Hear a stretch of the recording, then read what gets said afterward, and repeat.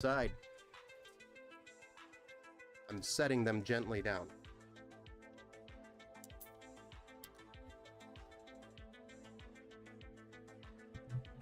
Get my Coke. And we have our tools. Let's dive into it. So first off, we're going to start with the MSI Z790A motherboard.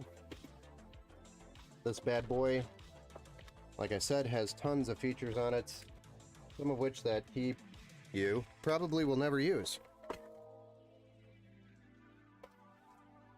But the reason why we go with a bigger motherboard like a 790 with an Intel i9 13th gen is because of the VRMs. We want to make sure we get decent VRMs for the 13th gen i9 because it's going to draw, or can draw, has the ability to draw quite a bit of power.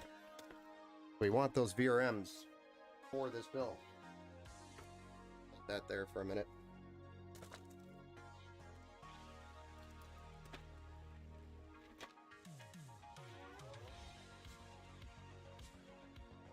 And there she is.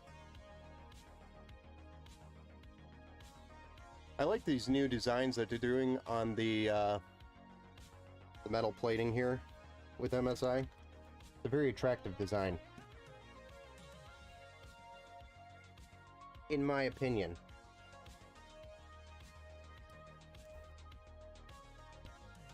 Oh, that's nice.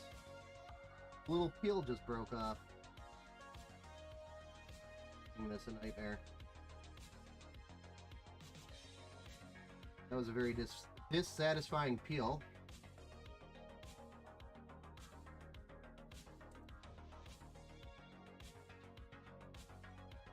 But you can see here you have tons of options here on the back, lots of USBs, lots of USB 3, and also USB Type-C, and a 2.5 gig Ethernet port, Wi-Fi, and Bluetooth, as well as some audio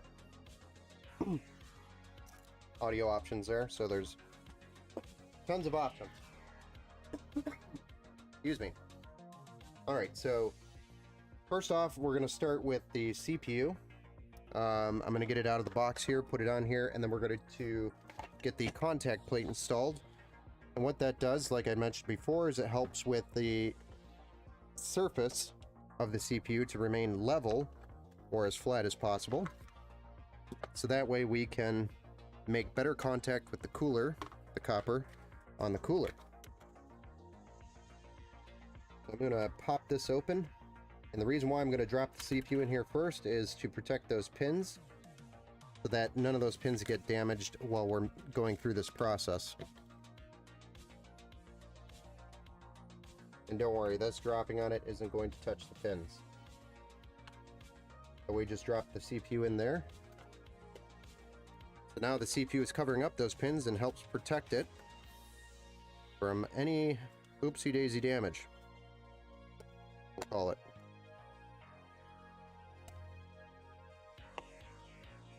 Then I like to put this back together. I don't know why. Such a waste of time. Anyway, moving on. So we've got the CPU here in the socket. Now we're going to get the contact bracket out. And we have to remove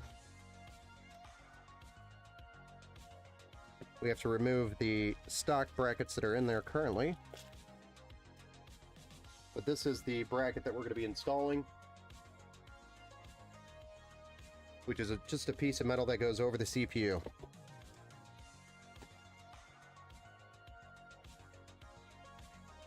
So it's just 4 screws here holding this down. It's very important once you remove this that you don't move the motherboard, because there's going to be a loose back plate on the back side, which is a pain in the butt to line up, especially with a loose CPU over your pins. And your pins being exposed if your CPU is not in there. So what we do is we just immediately grab the contact bracket, put it over the CPU, and reuse the screws that came off of the stock bracket to then install the bracket, or contact plate, whatever you want to call this thing.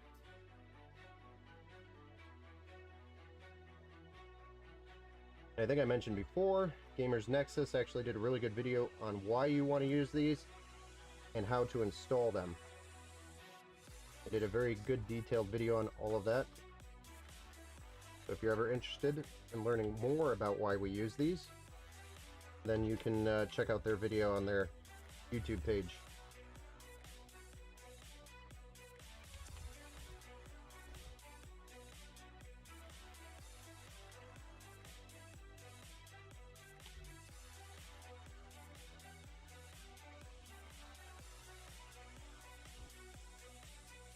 There we go.